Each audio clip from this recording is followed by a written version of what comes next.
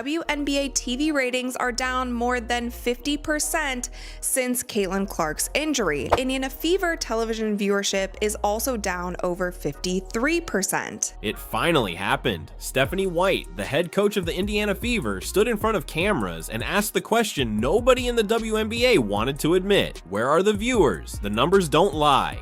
Since Caitlin Clark's injury, television ratings for the WNBA have been chopped in half, sinking more than 50% in just weeks. The Indiana Fever's own broadcast audience down a crushing 53%. For a league that promised this was going to be the breakthrough season, the timing couldn't be worse. This was supposed to be the year the WNBA went mainstream, the season that filled arenas, grabbed headlines, and finally silenced critics. Instead, the commissioner is watching numbers drop faster than loose change slipping out of your pocket on a roller coaster. Can you just dangle a Caitlin Clark return in front of the fans' faces, try to boost these ratings up a little bit? And the panic is showing. Reports reveal the league has leaned heavily on the Fever to keep fans from walking away completely. Whispers about teasing Clark's return suddenly popped up everywhere, almost as if dangling her comeback was the only hope of holding things together. Here's a question: would you still tune into the WNBA if Caitlin Clark doesn't return? But here's where it gets interesting. The WNBA had built its entire marketing campaign around one superstar, and when she went down, the foundation collapsed. Empty seats, falling TV ratings, and online chatter about whether fans would rather watch pickleball highlights than a playoff game became the new normal. To make matters worse, and this is something I have definitely noticed in the last 3 or 4 weeks, especially since the All-Star game, the WNBA seems to be struggling to maintain interest. Yet Stephanie White's simple question carried more weight than any PR statement. Where are the viewers? Because if the league can't answer that, then the so-called golden season has already turned into a cautionary tale. The truth is, the WNBA didn't just lose a star player when Caitlin Clark went down. They lost the glue holding the season together. Before her injury, ESPN highlights were rolling non-stop, social media buzz was constant, and even casual fans were finally paying attention. You want to promote the sport. You put that girl up in there and people were appalled. Once she was sidelined, the entire momentum crashed into the floor. Now here's the kicker. When the Fever faced the Minnesota Lynx earlier in the year, over 1.2 million people tuned in. That's a massive number for the league, but just one game later, with Clark gone, viewership slipped to under 500,000. In television terms, that's not just a dip, it's a free fall, and it's not just the fans who noticed. Behind the scenes, executives have been scrambling. The commissioner and league officials have tried spinning the narrative, acting like ticket sales, and attendance were still strong, but those empty arenas told a different story. Concession stands with no lines, rows of vacant seats, broadcasters panning the camera only to avoid showing the embarrassing gap. Well, what does this mean, Rhodes? Well, how about this? Pay us what you owe us. That looks like a ham sandwich and some Lay's tater chips right now. Let's not sugarcoat it. The WNBA banked on Clark to be the spark that ignited the season. But what happens when the spark burns out? What's left is exactly what Stephanie White pointed to, a product that isn't keeping fans engaged. And while injuries are part of sports, the league's inability to protect its biggest star has turned into a much bigger crisis. What makes this collapse even worse is the officiating. Fans expected a competitive season, but instead they got referees who looked completely unprepared. Caitlin Clark is getting beat up in these games. The refs aren't calling anything. Kathy Engelbert seems to have air between both of her ears. Calls have been so inconsistent that one night a shove to the floor gets ignored, and the very next night a sneeze earns an ejection. And here's where things fall apart. If the league can't even deliver fair, watchable games, how are fans supposed to stay invested? The product feels sloppy, and the people supposed to enforce order are making it more chaotic. Critics aren't exaggerating when they say the referees have turned professional basketball into a guessing game. At the center of this frustration is Caitlin Clark. She's been fouled hard, targeted by defenders, and at times treated more like a crash test dummy than the face of the league. Each time she took another hit, viewers could see it. You don't hold the referees accountable. Instead, what do you guys do? You allow targeting to take place in this league. The league was failing to protect its most marketable player, and without her on the court, Stephanie White's question becomes even more haunting. Where are the viewers now? Meanwhile, fans who did show up in person were often left sitting in half-empty arenas. Ticket sales for some games plummeted so badly that vendors reported barely selling food or drinks. What was marketed as a historic season has instead looked like a slow-motion collapse. And just when you think it can't get any worse, it does. The absence of Clark didn't just weaken one team, it exposed the entire league's over-reliance on a single star to carry ratings, ticket sales, and overall relevance.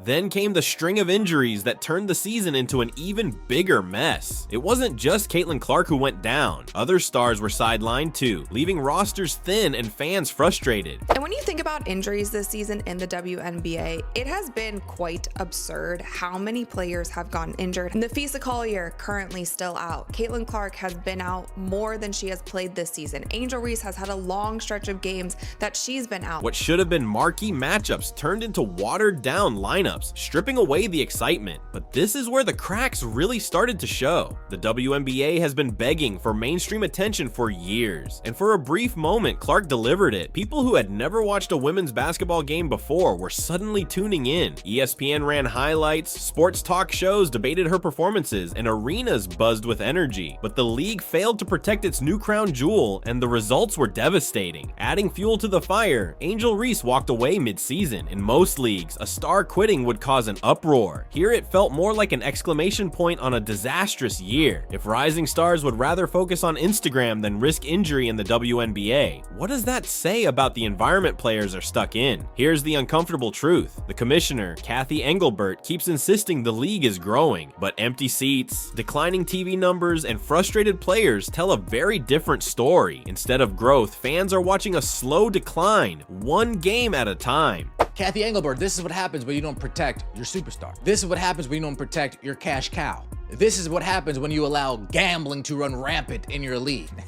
I just had to throw that in there because that's what's taking place. And for coaches like Stephanie White, the question isn't just rhetorical. Where are the viewers? They're gone, and unless things change fast, they might not come back. To make matters worse, the league's marketing team has been spinning the story as if nothing is wrong. Social media posts brag about another exciting night of WNBA action, while fans scroll past memes of tumbleweeds rolling across empty seats. The disconnect between the league's polished image and the grim reality has only made things look worse. Now here's where the hypocrisy shines through. In the NFL, quarterbacks are treated like priceless art. Touch them the wrong way and referees throw a flag instantly. In the WNBA, Caitlin Clark gets body checked into a scorer's table, and officials shrug it off as if nothing happened. That's not just unfair, it's bad business. Without your stars, you don't have fans. Without fans, you don't have revenue. And speaking of revenue, ticket sales have collapsed alongside TV ratings. Concession workers report selling next to nothing, and merchandise that once flew off the shelves now sits untouched. Some arenas look less like professional venues and more like practice gyms with a few dozen stragglers in the stands.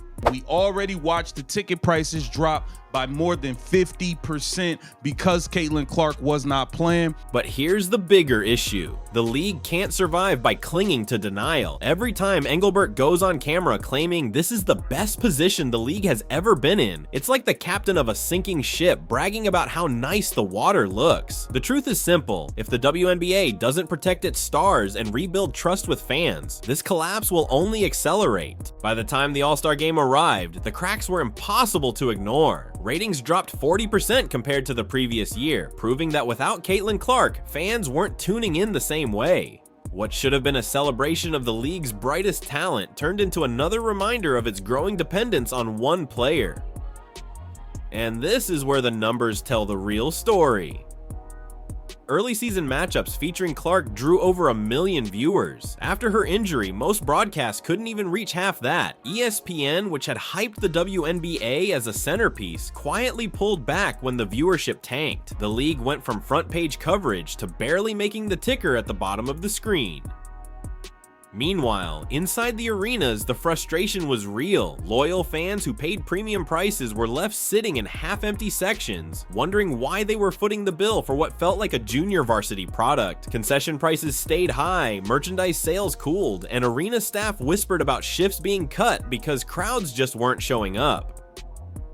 Here's where the denial gets dangerous. Engelbert and other league leaders kept repeating the same talking point, that the WNBA is growing, but growth can't be measured in slogans. If the All-Star game, your biggest showcase of the season, is losing nearly half its audience, that's not growth, like it's regression. And for coaches like Stephanie White, the question of where the viewers have gone isn't just a soundbite, it's a warning. The truth is, this season has been less about basketball and more about damage control. Every week brought another crisis. Whether it was another star on crutches, a referee meltdown, or whispers that the league was manipulating Clark's potential return just to keep fans from tuning out completely.